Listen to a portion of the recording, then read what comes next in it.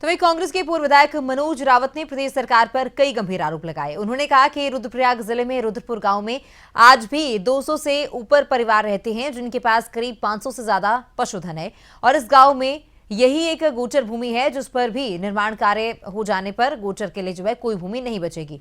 अब यही कारण है कि गांव के लोग भी इसका विरोध कर रहे हैं। और वहीं केदारनाथ के बीजेपी विधायक आशा नौटियाल ने कहा कि ये मामला जो है अभी कोर्ट में है और उन्होंने भी गांव वालों से मिलकर उनकी समस्याओं को जाना है। उन्होंने बताया कि उन्होंने जो है गांव वालों को बताया कि अभी ये मामला कोर्ट में है और कोर्ट का फैसला आने के बाद इस पर आगे की कार्रवाई की जाएगी।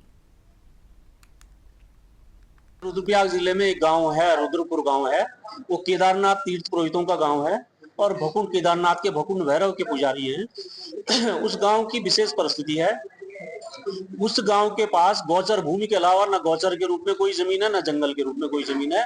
उस गौचर की भूमि को सरकारी अधिकारियों ने षड्यंत्र करके और फर्जीवाड़ा करके पिटकुल नामक सरकारी कंपनी को दे दिया है और लगभग 10 में वन भूमि हस्तांतरण हो गया है और 13 में इन्होंने लीज करी है।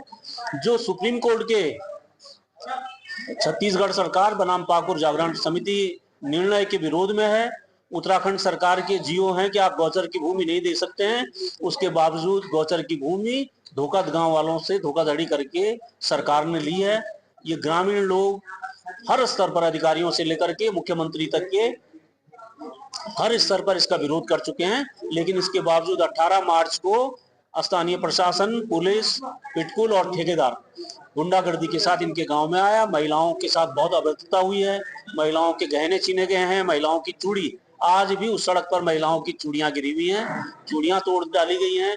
ऐसी अभद्रता आज तक के पहाड़ के इतिहास में कभी नहीं हुआ है। तो ये लोगों ने हम तय किया है, रुद्रपुर गांव के लोगों ने और हम स्थानीय प्रतिनिधियों ने तय किया है कि हम अपनी जान दे देंगे लेकिन अपनी गौचर की भूमि नहीं देंगे। मैंने पहले भी कहा है कि मामला कोर्ट के विचाराधीन है, तो जब कोर्ट का डिसीजन उसमें आएगा उसके बाद हम आगे उस पर चर्चा कर पाएंगे।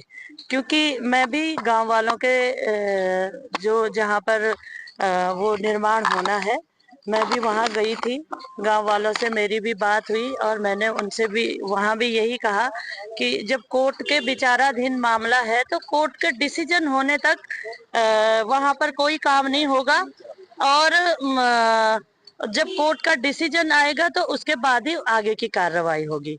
वहाँ के लोग उन्होंने कहा कि माननीय मुख्यमंत्री जी से भेंट वार्ता करनी है, तो निश्चित तौर पर मैंने प्रधान जी और कुछ लोग, हमारी बहनें यहाँ आई थी, माननीय मुख्यमंत्री जी उनको मिले और उनसे बातचीत हुई, सौहार्दपूर्ण बातचीत हुई। उन्होंने अपने संबंधित अधिकारियों को कहा कि इस पर वार्ता करके मुझे इसके बारे में रिपोर्ट देना। तो निश्चित तौर पर अभी उसमें वार्ता चल रही होगी उनके जो विभागीय अधिकारी हैं। और मनोज रावत जी जो कह रहे हैं वो लोगों को बहुत ज्यादा बरगलाने की भी कोशिश करते हैं और ये नहीं बता रहे हैं कि 2013 से वहां पर कार्रवाई चल रही है।